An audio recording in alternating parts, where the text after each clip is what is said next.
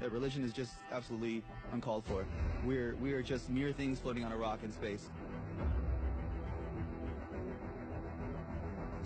We are not only figuratively, but literally stardust. You don't have to go to church on Christmas, and it is about being good, and that's what all religions are about anyway. Are you an atheist? Yeah. Gonna kill yourself? Yeah, I'd like to. So you're an atheist? Yes. I need to know what to believe in. Like what happens when you die? Yes, I don't want to be a bag of dust.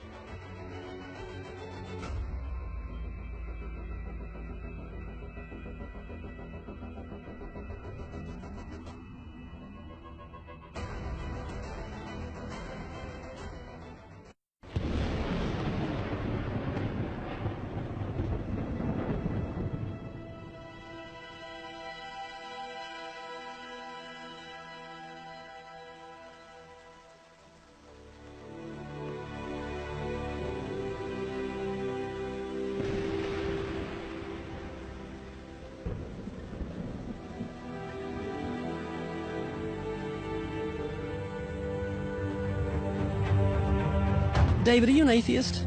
Yes. When did you become an atheist? Around age 12. Believing in God makes no sense. To me, it's the dumbest thing. It's for people that can't accept the fact that they're going to die and rot in the ground like I'm going to do, and it gives them some relief from that thought, because it's not the nicest thought in the world. Are you an atheist? Yes. Yes, I am. Yes. Yes. Yes, sir. Are you an atheist? I am. Yeah, I'm an atheist. Yes, I am. Alex, do you believe in God's existence? No, I do not. How long have you been an atheist? I would say probably since I was about 15 years old. So you don't believe in the existence of God? No, not really. What happened when you were 15? I started questioning things, and I really just started to think about the logic behind everything. For the most part, we are not shown the evidence for there being a higher power. If we were, I almost guarantee that almost every atheist would immediately agree to there being a higher power. Are you atheists? Yes, yes. Why?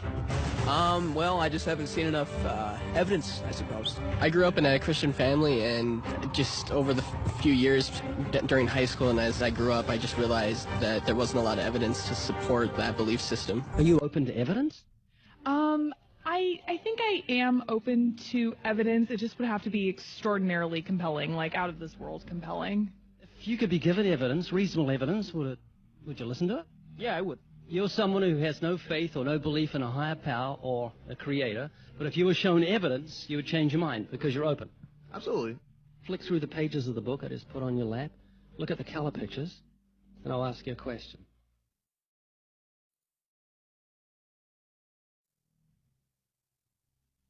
Do you believe that book could happen by accident, that nothing produced the color pictures in the book, that red, orange, yellow, green, blue, indigo, violet ink fell from the sky and formed itself into those beautiful pictures, and then black ink fell from the sky, or from nowhere, and formed itself into coherent words and sentences, capitals and periods and commas, making sense, page numbers fell from the sky, all in order, and then it bound itself and formed itself into a cover with artwork, and there we have a book.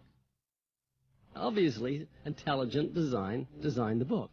Wouldn't that be correct? Yeah. Can you see where I'm going with this? Yeah. Tell me, what is DNA? What is it? Deoxyribonucleic acid.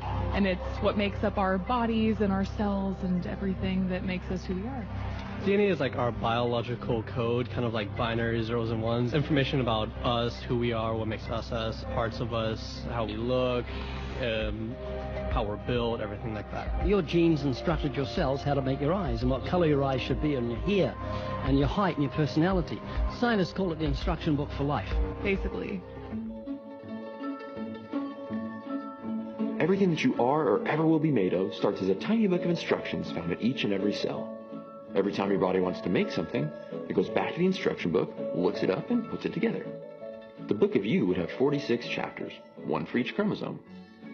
Each of our book's 46 chapters is between 48 and 250 million letters long. That's 3.2 billion letters total. This is the secret language of DNA. This is the book of life. Instruction book for life. Yes. Instruction book for life. Yes. DNA is made up of genes, and genes give instructions to the cells as to how your body should grow. Did you know that those instructions, the instruction book of your DNA, just your DNA, was laid out end for end, would go to the sun and back a number of times? That book of instructions is so comprehensive. DNA is the genetic information encoded in the cell of every living thing that instructs our cells how to grow and how to function.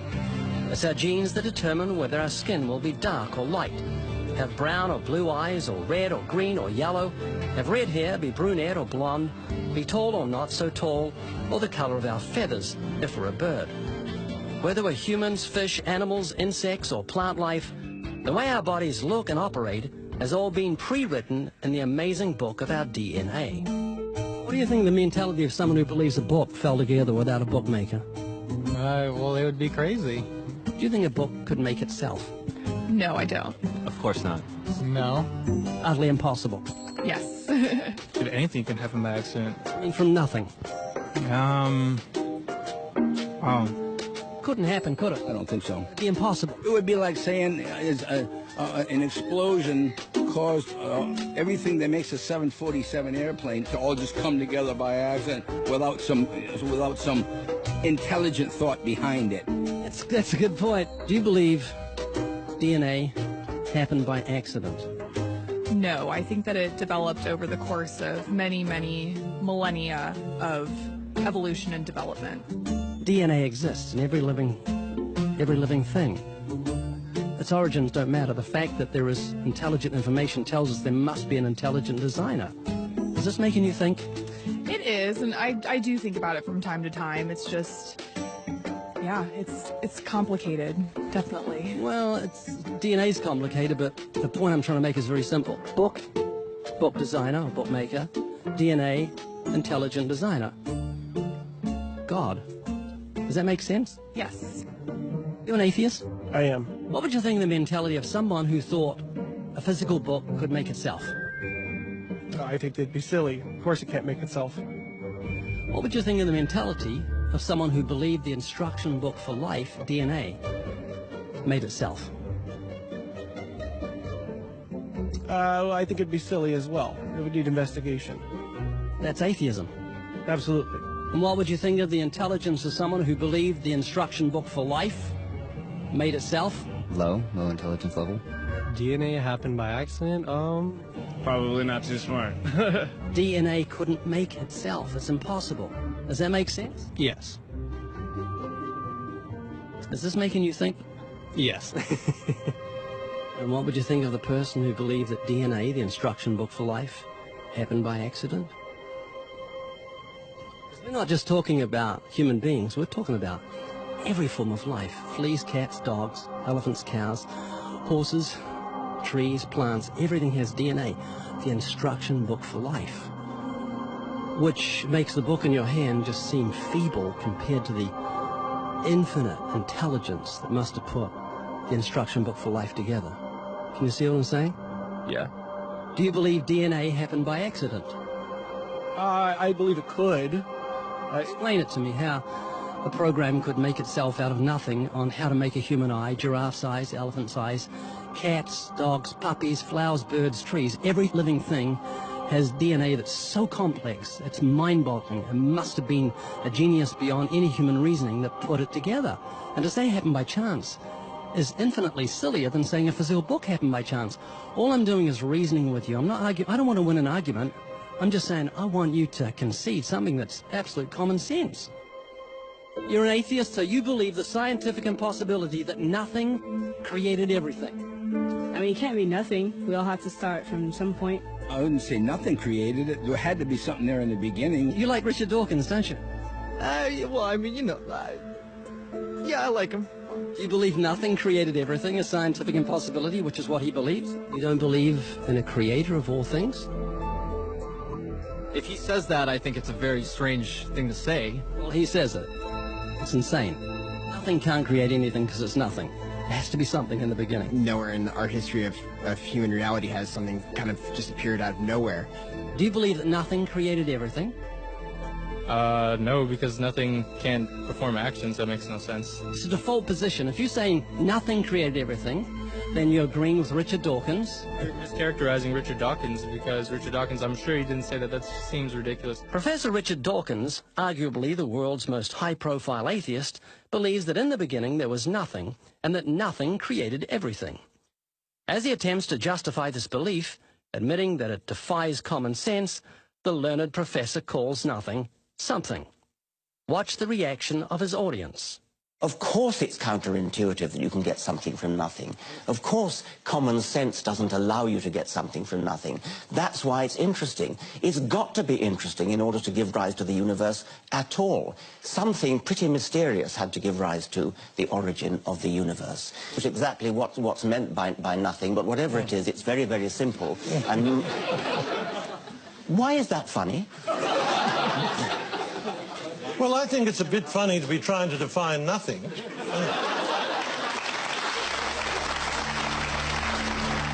Richard Dawkins, I'm sure he didn't say that. That seems ridiculous. The audience reaction confused the normally eloquent professor because he's not used to being the object of laughter. What he didn't realize was he was talking to people who were endowed by their creator with the virtue of common sense.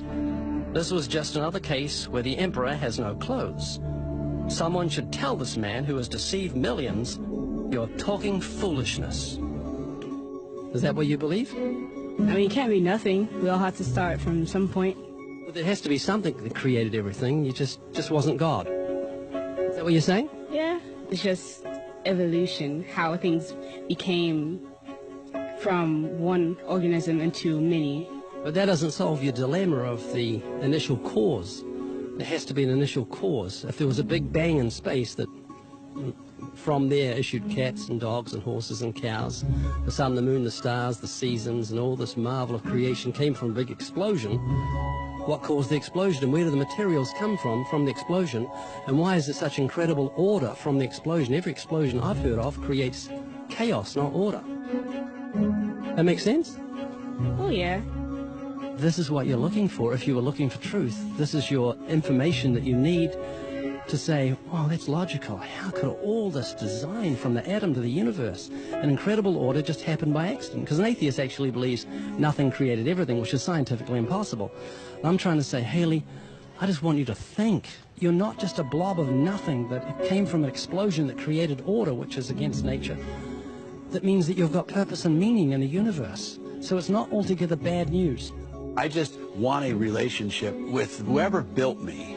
This is too much, too weird that it happened by accident. It didn't happen by accident. I don't feel that. In June of 2016, I interviewed theoretical physicist Professor Lawrence Krauss and asked him the same questions I asked the university students. I was limited to only asking questions, but he was very gracious, and it was an honor to meet him. Lawrence, why are you an atheist? Well, you know, I don't call myself an atheist any more than I call myself an leprechaunist. In fact, I don't label myself as ist. The only ist I might use is a scientist. And that's really important to me because as a scientist, I don't accept things without evidence. And there's certainly no evidence for God. And all the stories about the different gods, as there have been thousands of them, all seem equally ridiculous. This million. Yeah, probably at least millions. Are you open to evidence? I'm absolutely open to evidence. In fact, I change my mind all the time. That's the great thing about being a scientist. Unlike religion, we don't assume we have all the answers. In fact, we ask the questions, and we let nature tell us the answer. I noticed you picked up this book before. Do you believe this book could make itself? Let me give you this scenario. That ink fell on the pages, colored photos just manifest when ink fell out of nowhere. The sentences became coherent with periods and commas? No, which is one of the reasons why the way that the Bible was written by humans, because it didn't make itself. There were some bunch of largely literate Iron Age peasants who were trying to understand the world and didn't know much about science, and they wrote in different forms books. And okay, so the fourth question: could a book arise spontaneously from nothing? Absolutely. But could it make itself? No. There's two very different things, because you're implying design, intent, etc., which is what, of course, you do. DNA is called the book of life. Could DNA make itself? Well, see, that's where the question is ridiculous, because in fact, DNA doesn't make itself any more than a snowflake makes itself. A snowflake is a beautiful, beautiful thing, and it's assembled by nature. It doesn't make itself. It's the laws of physics and chemistry, polar molecules, that make this incredibly complex, beautiful structure. Now, the same thing with DNA. DNA is an amazing structure, and the laws of physics, chemistry, and ultimately biology, but it derives from that, will in principle explain how DNA first arose. You give me the laws of polar molecules, and I'll give you a snowflake. There's no intent, no grand purpose, no design behind it, even though they look designed. The illusion of design is an illusion. Natural law does indeed produce complex structures like snowflakes. But the law that produces that kind of complexity is simply the same chemical reaction repeating over and over. That is not information. What's stored in the DNA molecule is specified information, like the information found in a book or a computer program. The fact that a book requires an author and a program requires a programmer is not an illusion. It is factual as seen in the real world around us. It isn't apparent design, it is real design, as any college student can tell you. Do you believe the instruction book for life happened by chance? No. So it couldn't happen by chance, could it? No. So where did the intelligent information to selectively arrange the building blocks of DNA come from? That know-how and forethought does not exist in any of the materials from which life is made, and the laws of nature have no purposeful capacity to write a book or arrange its pages. So where did that specified information come from? Its origin is certainly supernatural. What Professor Krauss completely overlooks is the external nature of the information encoded into the DNA molecule. A complete set of software instructions directing the formation and reproduction of human beings, both male and female, and all other living things. Bill Gates once said, DNA is like a computer software program, but far, far more advanced than any software ever created. Which came first, the chicken or the egg? I'll have to say the chicken. The chicken. What do you think? The chicken. Chicken? And what about you? The egg. Egg, okay. Was the egg fertilized?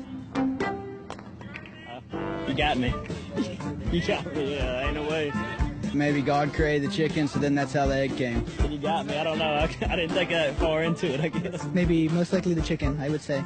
So if the chicken came first, it then laid an egg. Okay? Was the egg fertilized?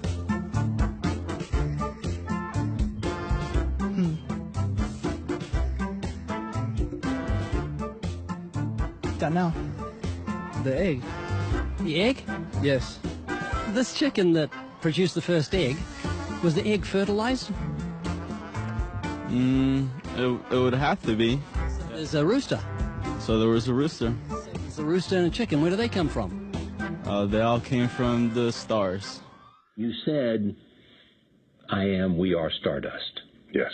What does that mean? For me, the most astonishing fact is that the molecules that comprise our body are traceable to the crucibles of the centers of stars.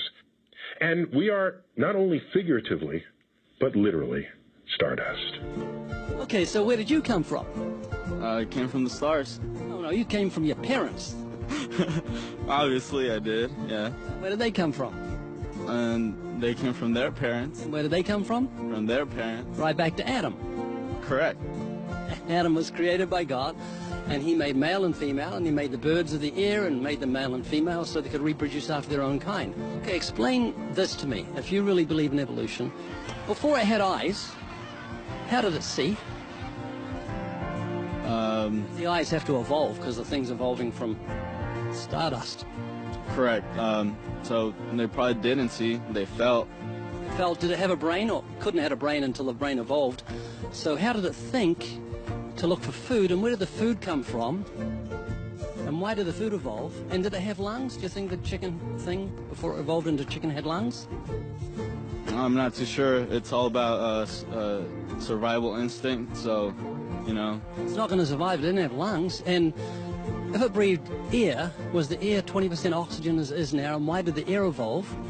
And why did it evolve lungs, and how did it survive before it had lungs? And see before it had eyes, and think before it had a brain, and eat before it had an appetite? It doesn't really make sense when you think about it, because you've got to translate that to elephants, horses, cats, cows, human beings. Every living thing apparently evolved from stars had to evolve eyes and ears and a mouth and a nose and lungs and heart and kidneys. Let's go back to something more simple regarding that first chicken that came from the stars. Which came first in the chicken? Was it its blood, or its heart, or its blood vessels? Which evolved first? I do not know the answer. Well, if it was the heart, why did the heart evolve when there was no blood?